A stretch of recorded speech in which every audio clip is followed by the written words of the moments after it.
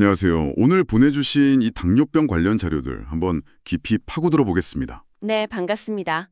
초기 신호부터 관리 전략까지 핵심 정보들만 쏙쏙 뽑아서 좀 궁금증을 풀어드릴까 하는데요. 좋습니다. 특히 요즘 젊은 분들도 당뇨 진단이 늘고 있고 이게 또 평생 관리해야 한다는 부담감도 있잖아요. 아, 맞아요. 그 점이 참 중요하죠. 오늘 이 시간을 통해서 당뇨병을 좀 더 정확하게 이해하고 또 관리하는 데 도움이 되었으면 합니다. 네. 당뇨병은 사실 있다, 없다 이런 문제라기보다는요. 혈당 조절 능력이 좀 달라진 상태. 이렇게 봐야 하고, 그래서 지속적인 관리가 정말 핵심입니다. 관리요? 네. 1형, 2형, 또 임신성 당뇨, 유형도 다양하고요. 최근에는 그 당뇨병 전 단계부터 적극적으로 관리하는 게 굉장히 중요해졌어요. 아, 전 단계요. 네. 오늘 자료들 보면서 그 중요한 지점들 같이 짚어보시죠. 좋습니다. 그럼 당뇨병, 우리 몸이 보내는 첫 신호는 뭘까요? 자료들 보니까 건강검진에서 그냥 우연히 발견되는 경우도 많다고는 하는데 네, 그렇죠. 그래도 몇 가지 특징적인 증상들이 있더라고요. 네, 대표적인 게 그 3다 증상이라고 하죠. 아, 삼다. 네. 첫 번째가 다뇨. 그러니까 소변을 평소보다 훨씬 자주 보는 거예요. 왜 그런 거죠? 이게 혈액 속에 포도당이 너무 많으니까 신장이 이걸 걸러내면서 물까지 같이 끌고 나가버리는 거거든요. 아하. 그래서 소변량이 늘고 특히 밤에 자다가 깨서 화장실 자주 가게 되면 좀 의심해 볼 수 있죠. 밤에요? 아, 피곤하겠네요. 그쵸. 그리고 두 번째가 다음. 네, 반요 때문에 몸에 수분이 부족해지니까 갈증이 엄청 심해져서 물을 계속 찾게 되는 거죠. 그렇군요. 물을 많이 마시게 되고. 네. 그리고 마지막 세 번째가 다식인데요. 이건 좀 이상하죠. 분명 충분히 먹었는데도 계속 배가 고픈 거예요. 밥 먹었는데도요? 네.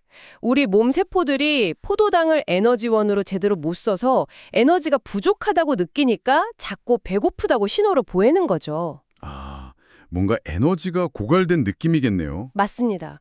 그 외에도 자료 보면 이유 없이 살이 쭉쭉 빠진다거나 네, 살이 빠져요. 네, 또 엄청 피곤하고 상처가 잘 안 낫고 잇몸에 염증이 자주 생긴다거나 시야가 좀 흐릿해진다거나 오, 시야까지요? 네, 손발이 저리거나 아프기도 하고요.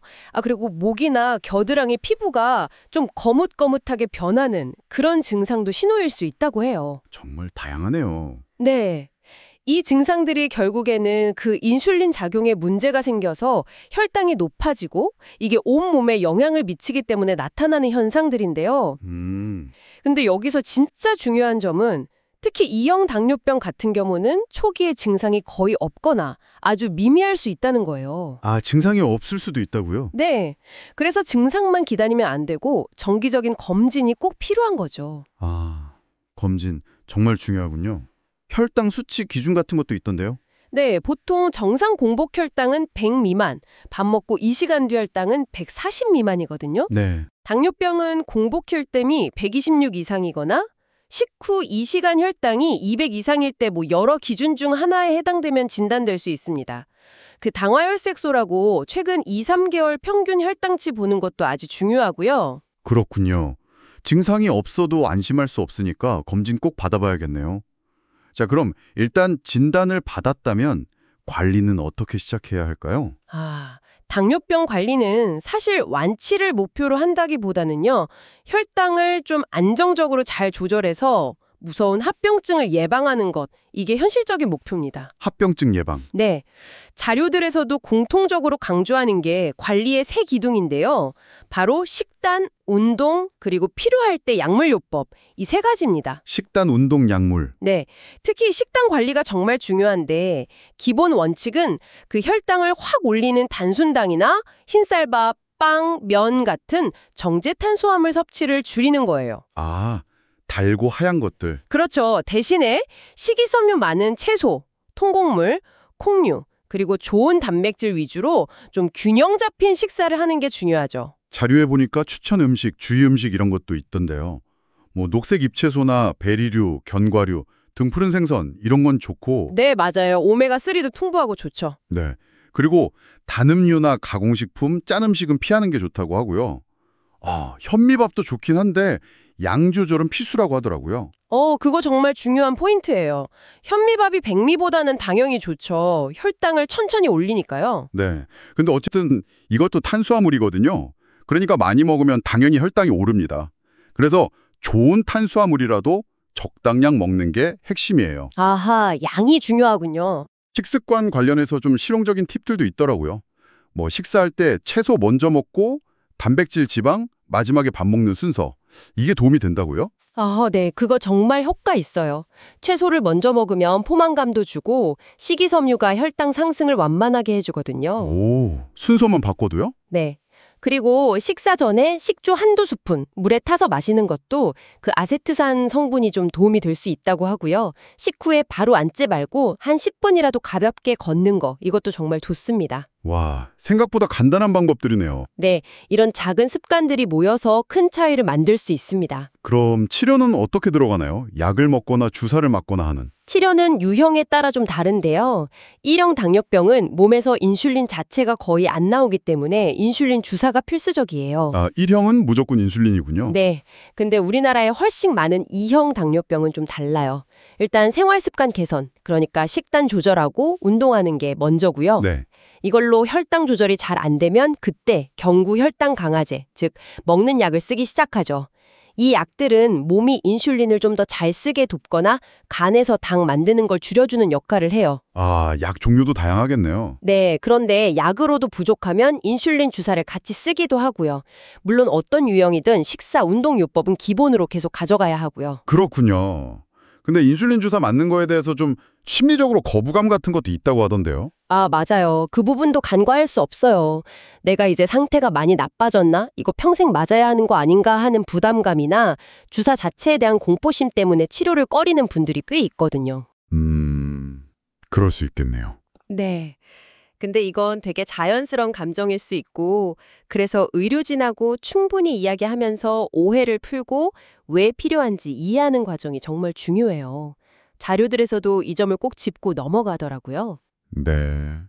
심리적인 부분까지 잘 챙겨야 하는군요. 근데 왜 이렇게까지 철저하게 관리를 해야 하는 건가요? 아까 합병증 때문이라고 하셨는데 구체적으로 어떤 위험들이 있는 거죠? 네, 맞아요. 바로 그 합병증 때문입니다. 고혈당 상태가 오래 지속되면 우리 몸의 혈관, 특히 가느다란 혈관부터 망가지기 시작해요. 아, 혈관이요. 네. 예를 들어 눈의 망막혈관이 손상되면 실명까지 갈 수 있는 당뇨망막병증, 또 콩팥 기능이 망가져서 나중에는 투석이 필요할 수도 있는 당뇨병 신장질환, 그리고 손발이 저리고 아프거나 소화가 안 되는 당뇨병 신경병증, 이런 게 대표적인 미세혈관 합병증이에요. 듣기만 해도 심각한데요? 여기서 끝이 아니죠. 더 큰 혈관에도 문제가 생겨서 심근경색이나 뇌졸중 같은 아주 치명적인 심뇌혈관 질환 위험도 확 높아집니다. 아, 심장마비나 뇌졸중까지요? 네, 실제로 자료들 보면 당뇨병 환자는 이런 심혈관 질환으로 사망할 확률이 당뇨병 없는 사람보다 훨씬 높다고 일관되게 나와요. 정말 무섭네요. 네, 그래서 정기적으로 눈 검사, 콩팥 기능 검사 받고 발 관리에도 신경 쓰고 이렇게 합병증을 빨리 발견하고 관리하는 게 정말 중요합니다. 그렇군요.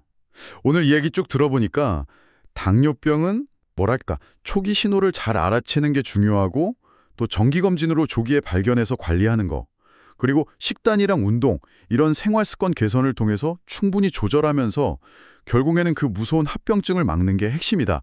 이런 말씀이시네요. 네, 정확합니다. 유전적인 요인이 있더라도 건강한 생활 습관이 정말 큰 차이를 만들 수 있다는 점 이것도 좀 희망적인 메시지 같아요.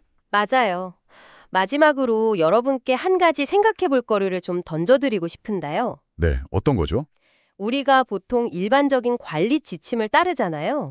그것도 물론 중요하지만 그걸 넘어서서 여러분 자신의 몸이 특정 음식이나 어떤 활동 후에 혈당이 어떻게 변하는지 이걸 스스로 좀 주의 깊게 관찰하고 기록해보는 건 어떨까 싶어요. 아, 나만의 데이터를 쌓는 거군요. 그렇죠. 이렇게 직접 얻은 나만의 데이터, 나만의 통찰이 어쩌면 여러분 각자에게 맞는 맞춤형 당뇨 관리에 훨씬 더 강력한 힘이 될 수 있지 않을까?